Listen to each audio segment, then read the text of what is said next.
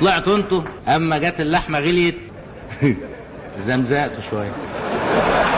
انتوا جوعتوا وانتوا عايزين ايه؟ احنا حددنا بدل ما نجيب لكم لحمه ل7 ايام قلنا بنجيب لكم لحمه ل4 ايام. ما احنا بنجيب لحمه منين؟ اللحمه بتاعتنا ما بتكفيناش. بتاكلوا لحمه من الصين ومن استراليا ومن الارجنتين ومن اكوادور ومن السودان ومن الصومال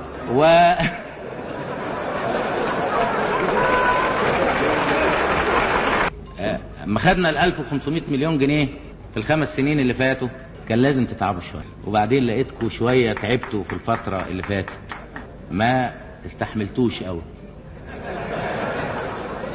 لان ما انا بقول لكم انا ال5 سنين اللي فاتت خدت 1500 جنيه من جيوبكم، وانا هجيبها من جيبي؟ انا ما عنديش. وهروح اقول للحاج عبد الناصر اديني 1500 مليون جنيه، ما عندوش ابدا. فانا هجيب لكم ال 1500 مليون جنيه منكم